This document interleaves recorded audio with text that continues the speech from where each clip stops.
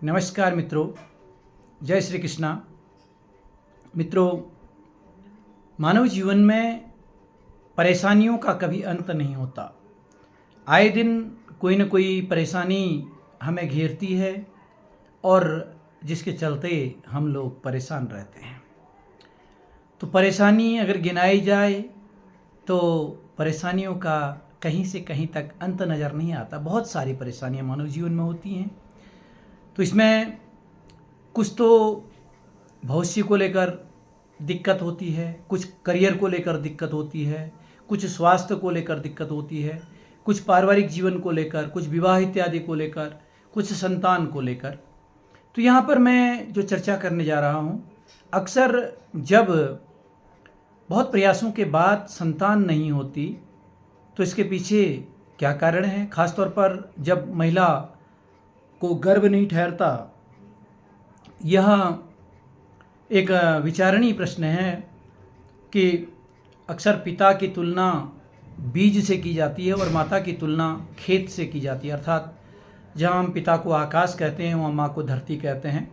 तो बीज और खाद, खेत, बीज और खेत दोनों का आपस में जब तक तालमेल सही नहीं होगा तो संतान को लेकर दिक्कत आती है।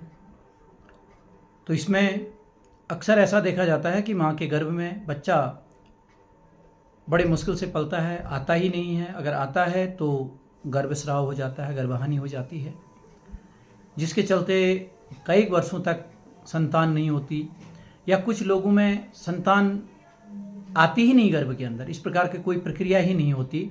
तो एक बहुत बड़ा दुखद एक प्रश्न होता है, बड़ी परेशानी होती है। लोग अनेक प्रकार के उपाय करते हैं संतान को लेकर, क्योंकि संतान का सुख हर माँ, हर पिता प्राप्त करना चाहता है।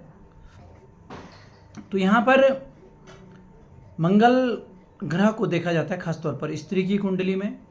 अगर स्त्री की कुंडली में मंगल पाप घर पर बैठा हुआ है तो पाप घर पर अगर मंगल बैठेगा तो रक्तस्राव कराएगा, गर्भहानि कराएगा, रक्त से संबंधित परेशानी महिला को देगा, उसके कई गर्भ जो है नष्ट हो जाएंगे। तो इस प्रकार से जिसके लिए पाप घर की गणना करनी होती है और मंगल कहाँ पर बैठा है, एक बहुत बड़ा विषय यहाँ पर मंगल होता है।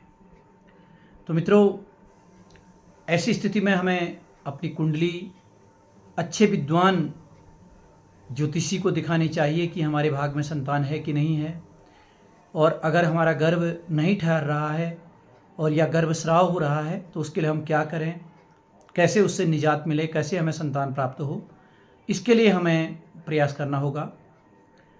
तो मित्रों, मैं यहाँ पर आपको बताना चाहता हूँ कि मंगल ग्रह को स्ट्रॉन्ग करने के लिए सबसे पहले तो कुंडली का विश्लेषण किया जाएगा। कुंडली का विश्लेषण करने के बाद ये देखा जाएगा कि वास्तव में मंगल पाप घर पर है या नहीं है, या मंगल रक्त विकार का कारक है, यानी या मंगल क्रूर ग्रहों के कारण कहीं बाधित तो नहीं है, जैसे मंगल राहु की युति, मंगल केतु की युति, इस तरह की तो नहीं है, या मंगल कुछ ऐसे भाव पर तो नहीं बैठा है जो पाप घर पर है। तो इसकी गणना की जाती है। अक्सर ज्योतिषियों को थोड़ा सा पाप घर की गणना के बारे में जानकारी होनी चाहिए। तो मित्रों, अगर ऐसा है तो सीधे समझ जाना है कि मंगल की युति ठीक नहीं है कुंडली में। अगर गर्भस्राव हो रहा है, गर्भ नहीं टिक रहा है, तो ऐसे में व्यक्ति को खास तौर पर मंगल ग्रह की शांति करवानी चाहिए, और मंगलवार के दिन गाय को गुड़ खिलाना, और ख़ास तौर पर घर पर सुंदरकांड का पाठ कराना, ये बहुत आवश्यक है। और अगर आपका लग्न या महादशा या राशि का जो मालिक है वो मंगल है तो ऐसी स्थिति में मूंगा भी धारण करने की सलाह यहाँ पर दी जाती है, और मूंगा बहुत सोच समझ के पहनना चाहिए।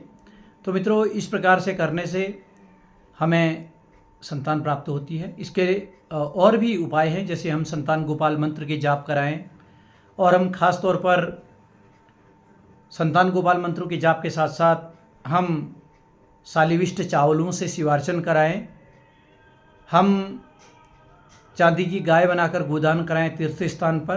तो ऐसा कराने से भी हमें संतान की प्राप्ति होती है।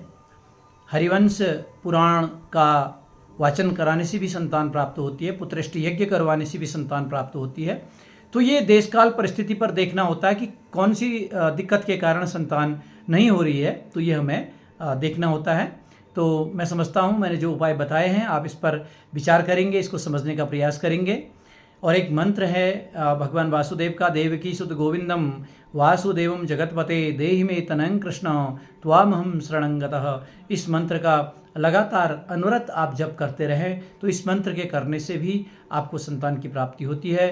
गौ माता की सेवा करने से, भगवान श्री हरि विष्णु की पूजा करने से, 5 वर्ष तक के बच्चों को मिष्टान्न भोजन कराने से भी हमें संतान की प्राप्ति होती है। धन्यवाद।